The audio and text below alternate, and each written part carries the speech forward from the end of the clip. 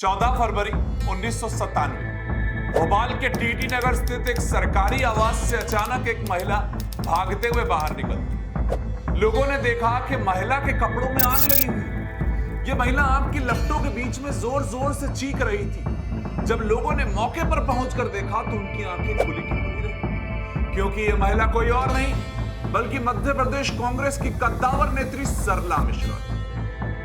उस समय देश में राजनीति के गलियारों को इस हादसे ने हिला दिया, क्योंकि कांग्रेस की नेता की इस तरह मौत होना और उनके परिवार का यह कहना कि दिग्विजय सिंह और उनके भाई से लड़ाई चल रही है। जी हां, कांग्रेस के कद्दावर नेता दिग्विजय सिंह, उस समय के मुख्यमंत्री दिग्विजय सिंह। नाम बड़े थे, मामला बेहद बड़ा था, पर फिर भी क्यों इसका कोई ठोस जवाब सामने नहीं आया? जांच पूरी नहीं, और अब क्यों फिर से दिग्विजय सिंह की दिक्कतें बढ़ सकती हैं? इस मामले को लेकर समझते हैं कि क्या कुछ हुआ था और आगे क्या हो सकता है।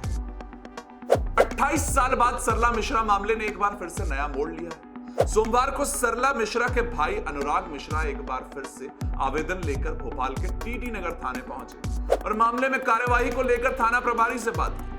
आवेदन में उन्होंने अन्य लोगों के साथ साथ तत्कालीन मुख्यमंत्री दिग्विजय सिंह और उनके छोटे भाई लक्ष्मण सिंह की भूमिका को लेकर जांच की मांग की। आज भी दर दर भटक रहे हैं कि कहीं से तो जवाब आए। इस घटना में हैरान करने वाली बातें सामने आती हैं, वो पूरी तरह से अब समझनी भी पड़ेंगी आपको। इस कहानी को समझते क्या हुआ था उसके पीछे की तरफ चलते। 1997 दावा किया जाता है कि जब सरला मिश्रा जल गई थी तो उस समय टेलीफोन से उन्होंने अपने पड़ोसी को फोन करके कुछ बात की, लेकिन बाद में पाया जाता है कि सरला मिश्रा के कमरे से वो टेलीफोन गायब हो चुका था।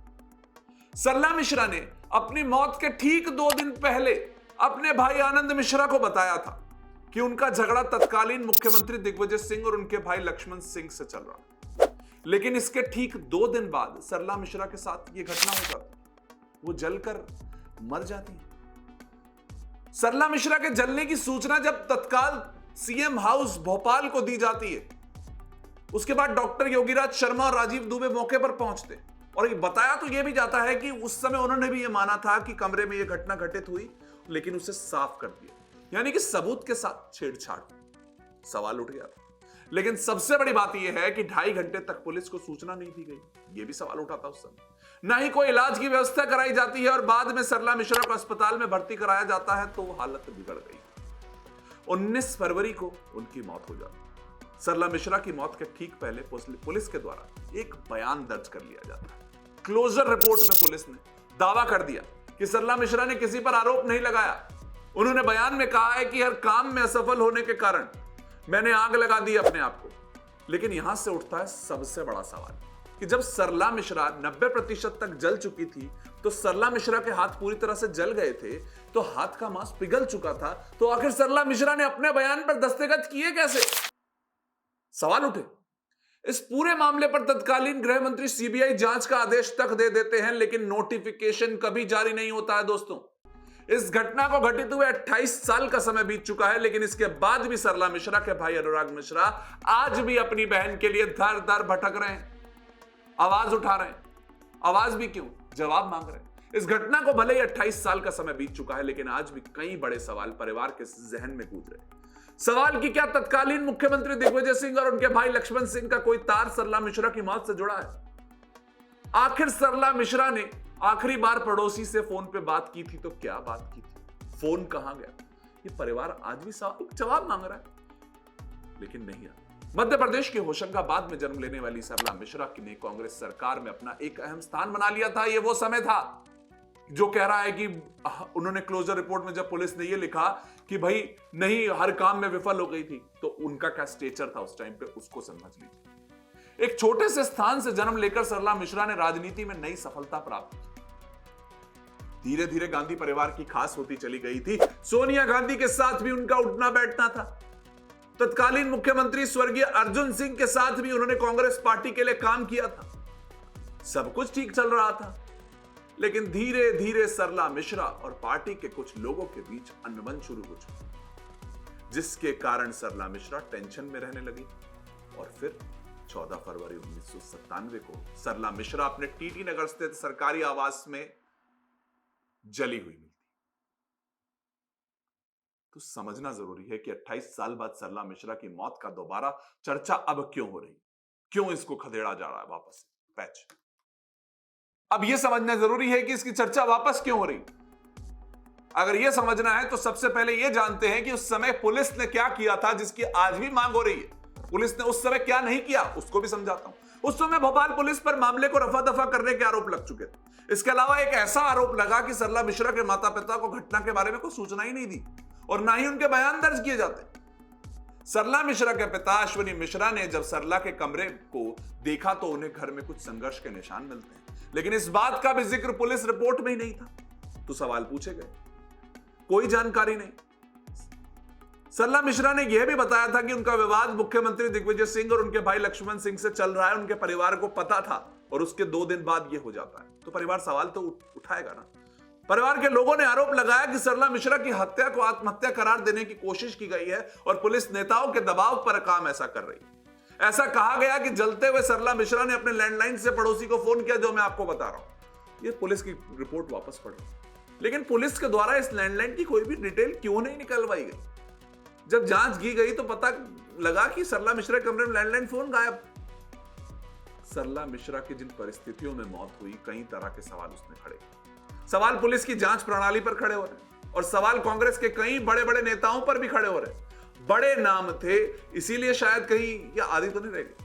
उस समय भाजपा ने जमकर बवाल काटा था और इस पूरे मामले को विधानसभा सत्र में भाजपा के विधायकों द्वारा उठाया गया और फिर सीबीआई जांच की मांग हुई थी। तो यहां पर सरला मिश्रा की मौत के बाद कांग्रेस सरकार की जमकर आलोचना हुई और उस दबाव में कुछ दिन बाद तत्कालीन गृह मंत्री रहे चरणदास महंत जी ने 27 फरवरी 1997 को इस मामले में सीबीआई जांच की घोषणा की, लेकिन कभी भी नोटिफिकेशन जारी नहीं। यही तो इसको मैं बार बार इसलिए कह रहा हूं कि आज भी उनके भाई ये सवाल जवाब मांगते। भोपाल पुलिस ने 27 मार्च 2000 को इस पूरे मामले की क्लोजर रिपोर्ट जो दी थी वो तो डरा रही है, आज भी डरा रही। सरला मिश्रा अपना बयान दे गई, लेकिन क्या था, परिवार को तो कुछ जवाब नहीं मिला। 15 मार्च 1997 को 3:30 बजे उन्होंने एक बयान दिया जिसमें कहा कि मैंने 2 ढक्कन घास डालकर आग लगा ली है और काम में सफलता होने कारण मैं इसमें तंग आकर खुदकुशी कर रही हूं। मैं बार बार आपको यही चीज इसलिए बता रहा हूं क्योंकि 90% तक जल चुका व्यक्ति क्या कोई हस्ताक्षर कर सकता है?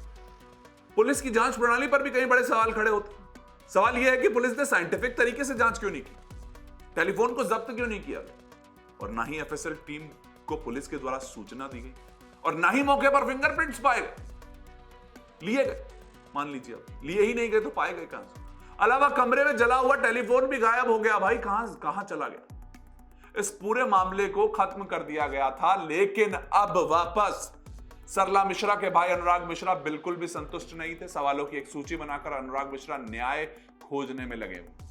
लेकिन आखिरकार 28 साल बाद अनुराग मिश्रा को उम्मीद जगी है कि सरला मिश्रा के इस पूरे मामले में अब जाकर न्यायालय उनको शायद मदद करेगा। पुलिस ने जांच में लापरवाही की है, यह भी बोल दिया गया। इस पूरे मामले पर अनुराग मिश्रा कहना है कि मेरी बहन की हत्या हुई है, वो तो उसी का जवाब मांग रहे। अनुराग मिश्रा का क्या कहना है और बताता हूं। मेरी बहन कांग्रेस की सक्रिय नेत्री थी, सोनिया गांधी के साथ आना जाना लगा रहता था और उनकी मौत जिन परिस्थितियों में हुई उनमें ऐसे कई तथ्य हैं जो बताते हैं कि उनकी हत्या हुई। लेकिन पुलिस ने उक्त मामले में नेताओं को बचाने के लिए साल 2000 में ये सब कुछ इस वक्त रफादफा।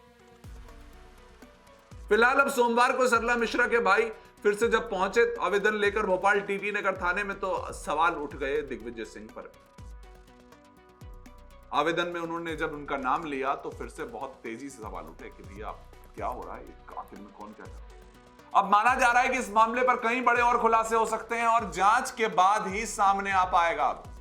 जांच वापस तो शुरू हो रही है, शुक्र है। अगर दिग्विजय सिंह और उनके भाई पर लग रहे आरोप कितने सही हैं, फिलहाल अब इस पूरे मामले पर जब दिग्विजय सिंह बोलते हैं तो वो कहते हैं कि ये पहली बार नहीं है, इसमें कम से कम 20 साल हो गए हैं, जितनी जांच करानी है करा लें, स्वागत है। पहले भी बीजेपी सरकार द्वारा सीबीआई जांच कराई जा चुकी है, ऐसा दिग्विजय सिंह बोलते हैं।